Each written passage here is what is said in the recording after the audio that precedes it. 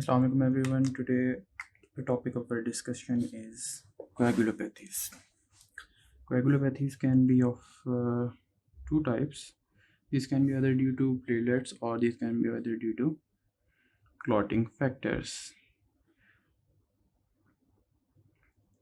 अगर ये प्लेटलेट्स की वजह से हैं तो हमारे पास पेशेंट आएगा सुपरफिशियल ब्लीडिंग की हिस्ट्री के साथ.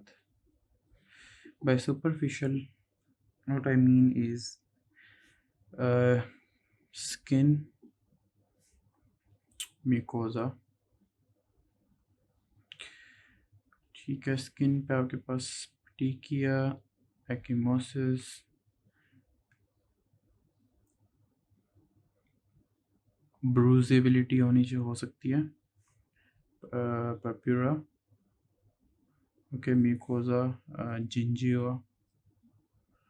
जिंजिवल ब्लीड हो सकता है, एपिस्टेक्सिस हो सकती है, मेनोरेजिया की हिस्ट्री हो सकती है.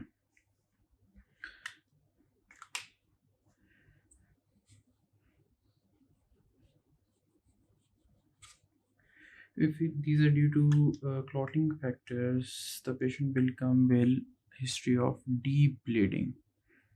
Deep bleeding means these are joint bleeding, hemarthrosis, bleeding into joints, muscle bleeding and formation of hematomas, compartment syndromes, and other subdural hematomas, intracranial bleeds, etc.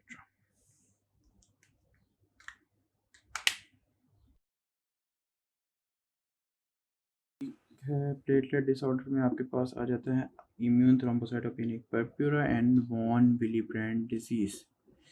Immune thrombocytopenic purpura में सिर्फ platelets का defect होता है. Von Willebrand disease में as you know von Willebrand factor जो है वो platelets function के लिए भी इम्पोर्टेंट है और फैक्टर 8 के फंक्शन के लिए भी इम्पोर्टेंट है. तो इसमें इन दोनों के टेस्ट भी एबनॉर्मल होंगे और साइन एंड सिम्टम्स भी अकॉर्डिंगली आएंगे. वॉन विलीब्रेंड डिजीज़ की बहुत सारी टाइप्स हैं,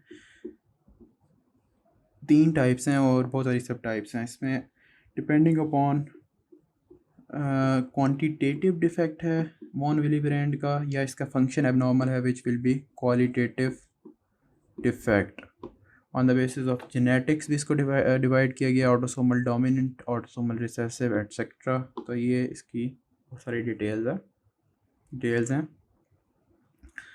on the other hand ITP जो है वो हमें पता है प्योरली अ प्लेटलेट डिसऑर्डर जिसमें प्लेटलेट जो है वो थ्रोम्बोसाइटोपेनिया होता है 50,000 पर mm³ से जो है वो कम हुआ होता है. ठीक. Bismillahirrahmanirrahim. Today we are going to discuss immune thrombocytopenic purpura. As you can see in the name, immune thrombocytopenic purpura. Immune means it is an immune mediated. Thrombocytopenia means low platelets and purpura means skin lesion caused due to superficial bleeding. What I mean by superficial bleeding is hallmark of platelet disorder. It means bleeding from skin, mucosa, epistaxis, gingival bleed, skin, petechia, purpura, ecchymosis, etc. This type of bleeding is a hallmark of platelet disorders. Immune thrombocytopenic purpura is a bleeding disorder characterized by platelet count less than 50,000 per cubic millimeter of blood.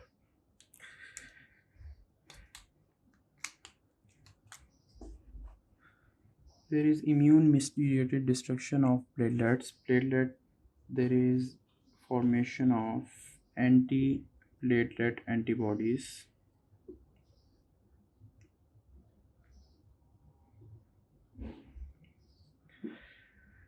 ये anti platelet antibodies जाके bind करती हैं platelet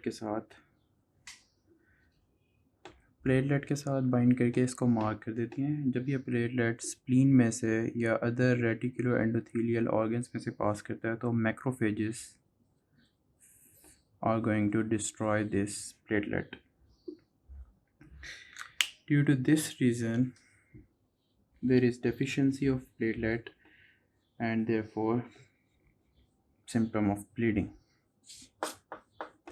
Now we are going to discuss the sign and symptoms of immune thrombocytopenic purpura. As we have seen, there is superficial bleeding. Otherwise, these individuals are healthy. This means they have no other disorder like cancers, TB, or other leukemias or lymphomas.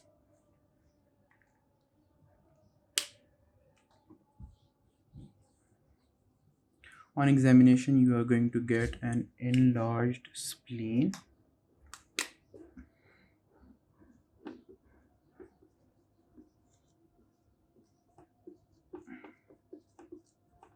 Due to increased activity of reticuloendothelial system in destroying the platelets, spleen will be enlarged. This is a major symptom, a sign of immune thrombocytopenic purpura. As we have discussed earlier, lab investigation of bleeding disorders include clotting profile,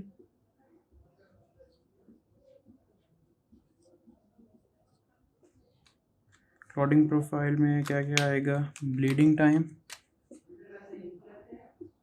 prothrombin time, activated partial thromboplastin time, platelet count, and fibrinogen levels are also included, but we don't need that in this disorder. Bleeding time will be prolonged because this is a disorder of platelets.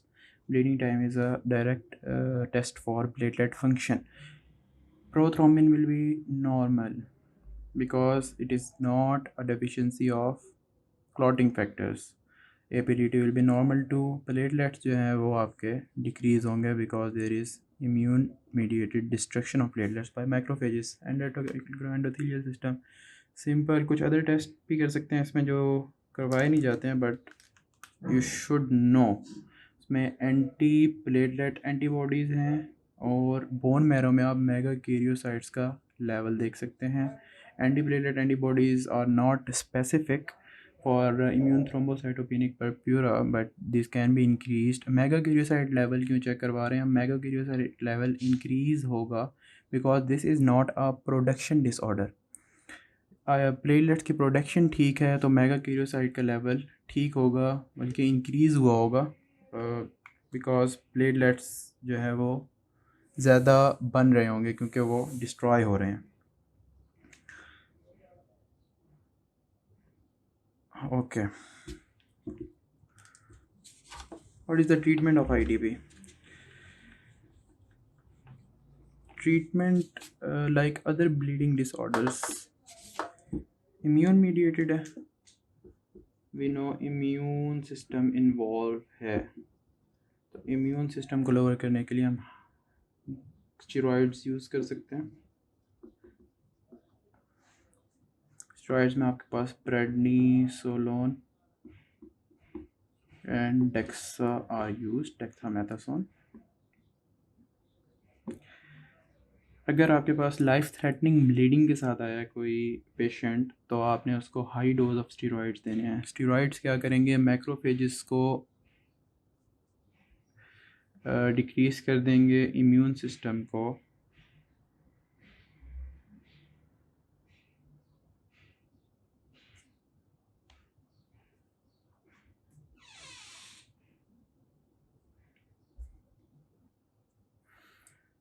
Intravenous immunoglobulins can be used. Intravenous immunoglobulins कैसे काम करेंगी ये भी हम देखते हैं, और इसमें anti D antibodies can also be used. उसके अलावा सर कुछ न्यू ड्रग्स हैं जिसमें थ्रोम्बोपोइटिन रिसेप्टर एनालॉग्स हैं. ये थ्रोम्बोपोइटिन के रिसेप्टर्स पे जाके बाइंड करते हैं और प्लेटलेट की प्रोडक्शन को इंक्रीज़ करवाते हैं। ओके, हाउ ऑल दीज, अगर फिर भी जो है वो ठीक ना हो तो लास्ट आपके पास ऑप्शन है स्प्लीनेक्टमी की। स्प्लीनेक्टमी से 70% जो है वो पेशेंट बिल्कुल ठीक हो सकते हैं इसके आईटीपी के, और 20 to 30% में इम्प्रूवमेंट आती है। ठीक है, अब देखते हैं ये ट्रीटमेंट काम कैसे करता है।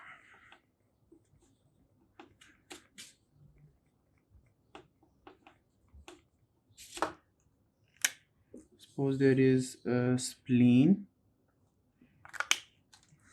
This is a platelet.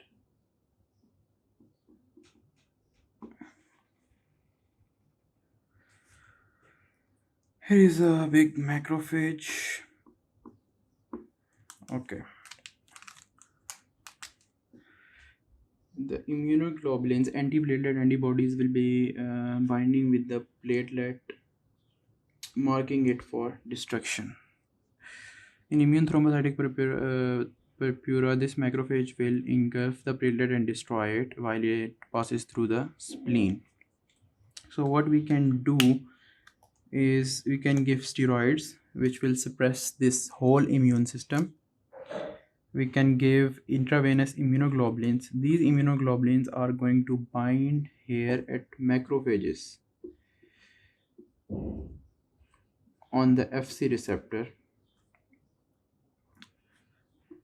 इस मैक्रोफेज ने जिन रिसेप्टर्स पर इस प्लेटलेट को बाइंड करना था, हमने उसके ऊपर इंट्रावेनस इम्यूनोग्लोबुलिन्स बाइंड कर दी। अब ये मैक्रोफेज इस प्लेटलेट को डिस्ट्रॉय नहीं कर सकता। सो आपके पास स्टीरॉयड का यूज़ भी पता लग गया, आपको इंट्रावेनस इम्यूनोग्लोबुलिन्स का यूज़ भी पता लग गया, और एंटीबॉडीज़ का क्या इधर यूज़ है। जो RBC हैं उनके ऊपर रीसस पॉजिटिव एंटीजन, जो रीसस पॉजिटिव होंगे उनके ऊपर RH एंटीजन होगा। ये इम्यूनोग्लोबुलिन्स RS एंटीजन के साथ बाइंड करेगी, and this RBC will be destroyed by this macrophages instead of platelets. So we can save platelet by destroying our RBCs. इसका साइड इफ़ेक्ट यही होगा कि आपका इंक्रीज्ड हेमोलिसिस हो सकती है। और अगर ये सब चीज़ें काम ना करें और इसमें थ्रोम्बोपोइटिन रिसेप्टर एनालॉग भी आता है, अगर ये सब चीज़ें आपकी काम ना करें तो आप इस स्प्लीन को रिमूव कर सकते हैं।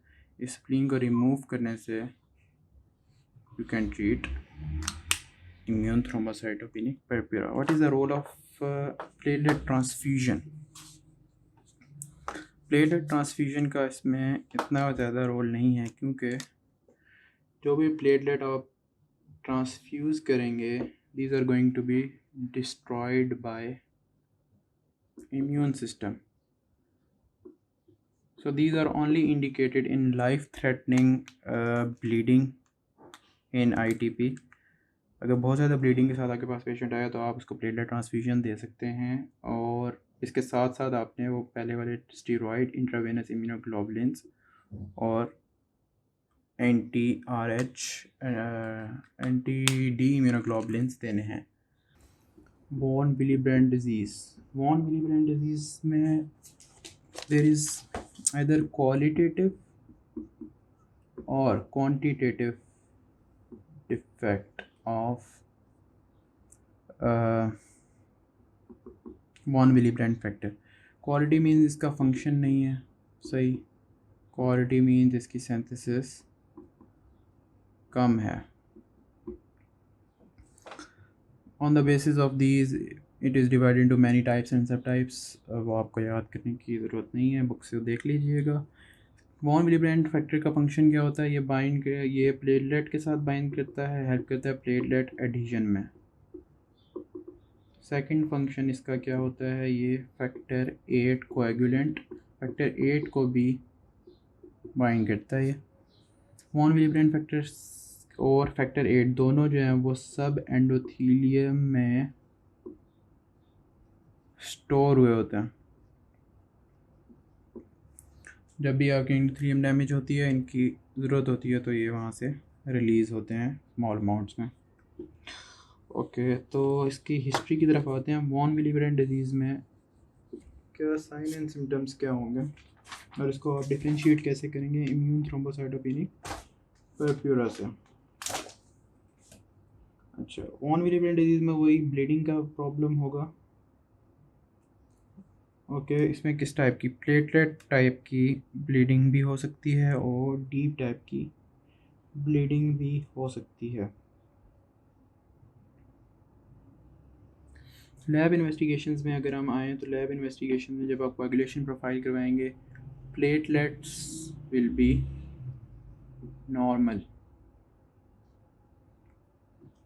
ब्लीडिंग टाइम करवाएंगे आप, पीटी करवाएंगे, एपीटीटी करवाएंगे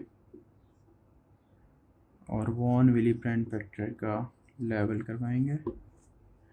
ठीक है, इसमें आप प्लेटलेट्स का लेवल आपके पास जो है वो नॉर्मल है। नॉर्मल क्यों है? क्योंकि प्लेटलेट्स का डिफेक्ट नहीं है, ये वॉन विलिब्रेंड फैक्टर का डिफेक्ट है जिसकी वजह से प्लेटलेट का फंक्शन सही नहीं हो रहा। प्लेटलेट को फंक्शन को चेक करने के लिए हम ब्लीडिंग टाइम करवाते हैं, तो इसमें bleeding time will be prolonged. PT जो है इसमें वो नॉर्मल होगा क्योंकि इसमें फैक्टर 7 और कॉमन पाथवे के जो फैक्टर्स हैं वो सारे नॉर्मल हैं। एबीटीटी प्रोलॉन्ग्ड होगा। एबीटीटी प्रोलॉन्ग्ड होने की क्या वजह है? क्योंकि हमने देखा कि फैक्टर 8 जो है वो इंट्रिंसिक पाथवे में इन्वॉल्व होता है। Intrinsic pathway is checked by APTT और फैक्टर 8 जो है इसको फंक्शन करने के लिए वॉन विलिब्रेंड फैक्टर का नॉर्मल होना ज़रूरी है। अगर आपके पास ये वाले टेस्ट आ गए तो आप वॉन विलिब्रेंड फैक्टर का लेवल चेक कर सकते हैं। लेवल जो है वो लो होगा। ये तो आप क्वांटिटेटिव डिफेक्ट में कर सकते हैं। अगर क्वालिटेटिव डिफेक्ट है, फंक्शन एब नॉर्मल है वॉन विलिब्रेंड फैक्टर का, तो ये लेवल्स तो नॉर्मल होंगे। उसके लिए हमारे पास एक और फंक्शन को चेक करने के लिए एक और हमारे पास टेस्ट है, उसको हम कहते हैं रिस्टोसैटिन कोफैक्टर लेवल। ये जो है function of von Willebrand factor को टेस्ट करेगा और क्वालिटेटिव डिफेक्ट या वॉन विलिब्रेंड डिजीज़ की जो टाइप है जिसमें क्वालिटेटिव डिफेक्ट होगा, फंक्शनल डिसऑर्डर होगा वॉन विलिब्रेंड का, उसमें ये करवाएंगे आप। इसकी डायग्नोसिस हो गया। ट्रीटमेंट क्या करेंगे इसका? Treatment is simple, desmopressin, yes, nephrogenic diabetes inspired इसमें भी देते हैं, ये यहाँ पे भी देते हैं डेस्मोप्रेसिन। DDVAP, ओके गलत हो गया, DDAVP से क्या बनता है ये याद करना बहुत ज़रूरी है। D arginine vasopressin, it has mild vasoconstrictive effect, लेकिन इसके बाकी सारी वैज़ोप्रेसिन वाले इफ़ेक्ट्स होंगे। इसका क्या फंक्शन होता है? इसका फंक्शन होता है कि जो सब endothelial stores of factor 8 and von Willebrand factor की हमने बात की है उनको ये रिलीज़ करवाते हैं। तो वॉन विलिब्रेंड फैक्टर और फैक्टर 8 जो सब एंडोथेलियम में स्टोर हुआ है उसको ये रिलीज़ करवाएगा, इसलिए ये इंपॉर्टेंट है इधर। सेकेंड ऑप्शन इज़ आपका, आप वॉन विलिब्रेंड फैक्टर या फैक्टर 8 का कंसनट्रेट दे सकते हैं इंट्रावेनसली, इंट्रावेनस इन्फ्यूजन दे सकते हैं आप, इंट्रावेनस कंसनट्रेट दे सकते हैं वॉन विलिब्रेंड फैक्टर और फैक्टर 8 का। ये वॉन विलिब्रेंड डिजीज़ का ट्रीटमेंट है। Next disease is thrombotic thrombocytopenic purpura. इसका नाम में ही सब कुछ है, थ्रोम्बोटिक थ्रोम्बोसाइटोपेनिक परप्यूरा, और परपरा भी कहते हैं कुछ अमेरिकन एंड ब्रिटिश। ठीक है, थ्रोम्बोटिक से हमें पता लग रहा है there is microthrombi formation, thrombocytopenic means 50,000 से कम आपके प्लेटलेट्स जा रहे हैं। परप्यूरा, जब प्लेटलेट्स कम हो रहे हैं तो परप्यूरा हो रहा है, स्किन सुपरफिशियल ब्लीड। अच्छा, हो रहा क्यों है? This is an auto immune disorder. Auto immune disorder है against metalloproteinase present in the endothelium. Metalloproteinase का फंक्शन है वॉन विलीब्रेंड फैक्टर को डिस्ट्रॉय करना, यानी कि एंजाइम है ये वॉन विलीब्रेंड फैक्टर, जो कि प्लेटलेट के साथ बाइंड करके बनाता है क्लॉट। जब क्लॉट बन जाता है तो क्लॉट को डिज़ोल्व करने के लिए मेटालोप्रोटीनेज वॉन विलीब्रेंड फैक्टर को जो है वो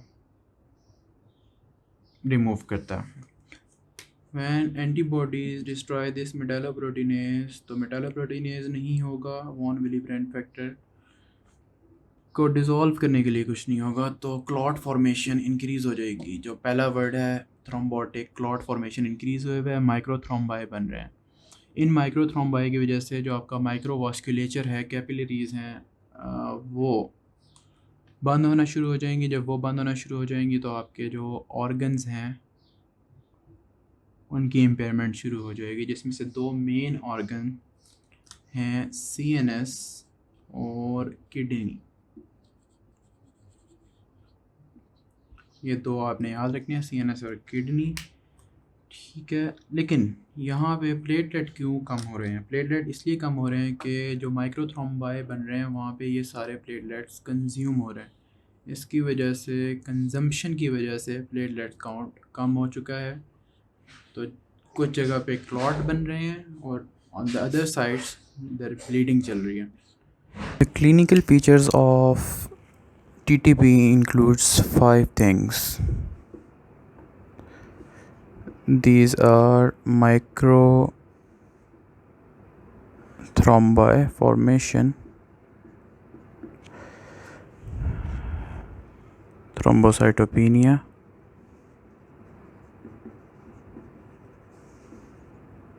renal failure, involvement of CNS, and fever. How do you treat thrombocytopenic disorder, which is immune mediated? You suppress the immune system. For suppression of immune system, you can use steroids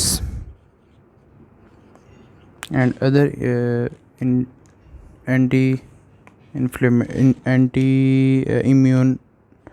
immunosuppressive drugs. For example,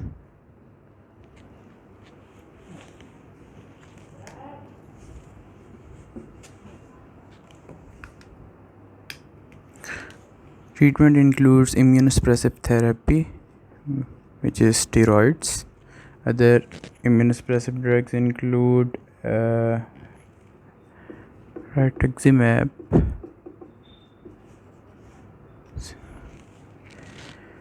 aspirin can also be used as anti-platelet drug to reduce thrombotic event.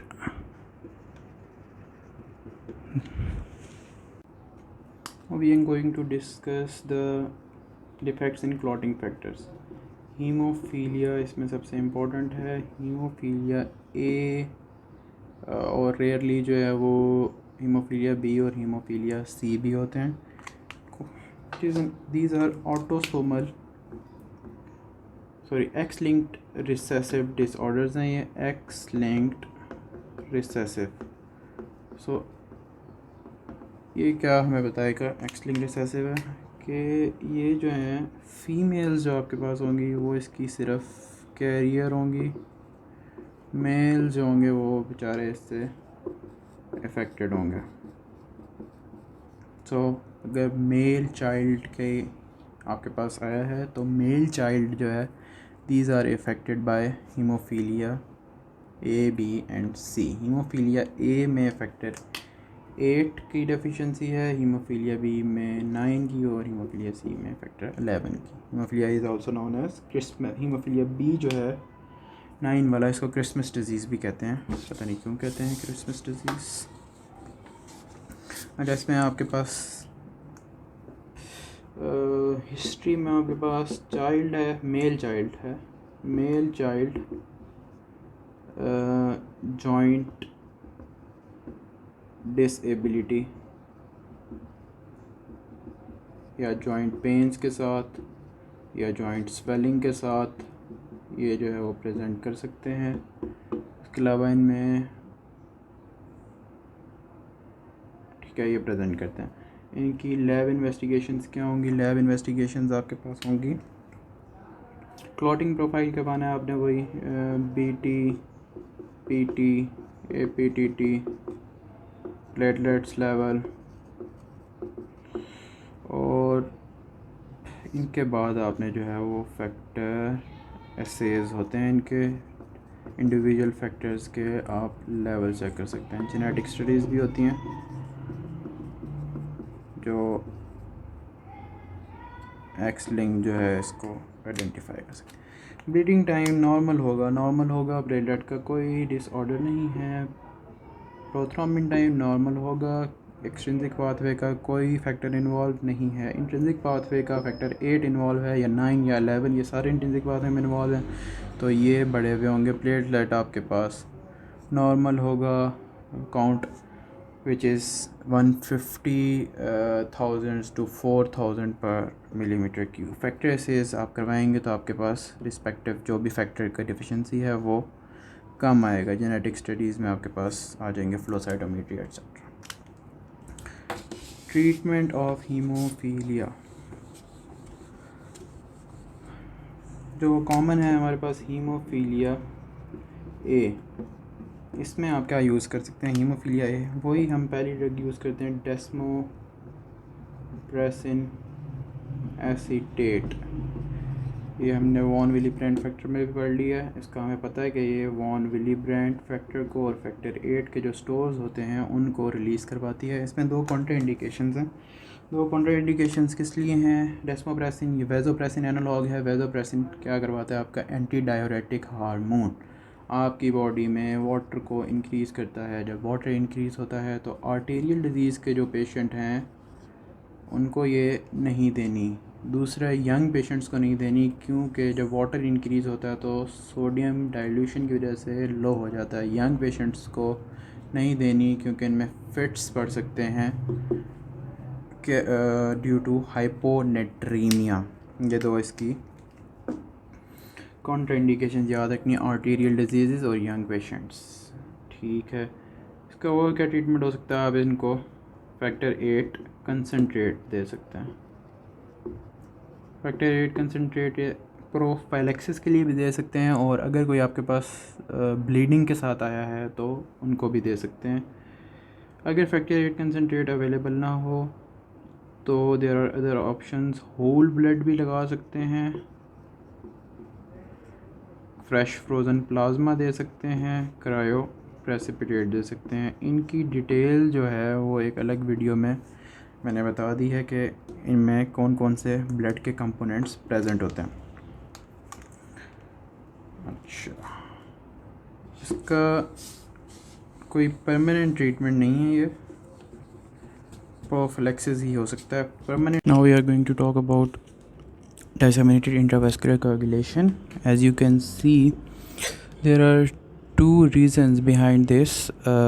One is endothelial damage. This may be caused by bacterial endotoxins, any other insults like hypoxia, acidosis, and systemic inflammatory response. Systemic inflammatory response releases cytokines while endothelial damage releases tissue factor. Both of these activate clotting pathways. There is a systemic activation of all clotting pathways in the body, so there will be increased thrombus formation. These thrombus formation leads to multi-organ failure, renal failure, liver failure, respiratory collapse. All these things are associated with DIC. At the same time, there is deficiency of clotting factor, especially factor 8, factor 5 and fibrinogen, and also platelets. This deficiency leads to simultaneous bleeding in these patients. It is a consumptive coagulopathy, meaning there is increased consumption of platelets due to which there is bleeding and multi-organ failure. Here are the lab investigations of DIC. These includes all the coagulation profile and D-dimers. Bleeding time will be prolonged, as you know there is deficiency of platelets. Prothrombin time will be normal, or it may be raised because there is deficiency of clotting factors. APTT will be raised. Platelet count will be low as there is increased consumption of platelets. D-dimers. What are D-dimers? When a clot is formed, body has its mechanism of fibrinolysis. Fibrin is degraded into fibrin degradation products by plasmin. When there is widespread clot formation, these fibrin degradation products will be increased, and this test is known as D-dimer test. So these will be increased. Regarding the causes of disseminated intravascular coagulation, there are many causes which include infections, meaning sepsis, cancers, obstetric complications, common various leukemias. One to remember is acute promyelocytic leukemia. Vascular abnormalities and various toxic and immunological diseases.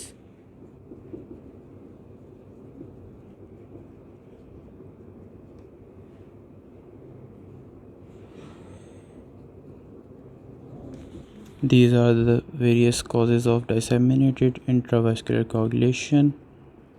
You have to remember this one, and this one is important. Now, treatment of DIC includes treatment of the underlying cause, whether it is sepsis, cancer, leukemia, or any other cause. You can provide supportive care for hypoxia, acidosis, renal failure, as well as dehydration.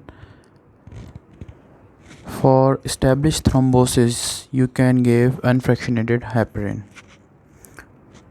For prophylaxis, heparin is indicated. Now, a few words about acquired disorders of bleeding. These include liver failure and vitamin K deficiency. As we know, all clotting factors are synthesized in liver. So if there is liver failure, सारे clotting factors के levels low होंगे. But इसमें एक और बात है कि जो एंटी कोएगुलेंट प्रोटीन्स हैं, protein C, protein S, plasminogen, other metalloproteinases, इनके लेवल्स भी लो होंगे. सो लिवर फेलियर में ब्लीडिंग हो सकती है. Vitamin K is needed as a cofactor for vitamin K epoxide reductase. ये जो है वो लिवर में factor 2, 7, 9, 10, protein C, protein S, इनकी एक्टिवेशन में इन्वॉल्व है. So there is deficiency of vitamin K due to any cause. वो mal absorption syndromes में भी हो सकती है. Coeliac disease for example, coeliac disease है, लिवर फेलियर में हो सकती है. सो ये वाले जो क्लॉटिंग फैक्टर्स हैं ये डेफिशिएंट होंगे और ब्लीडिंग डिसऑर्डर हो सकता है.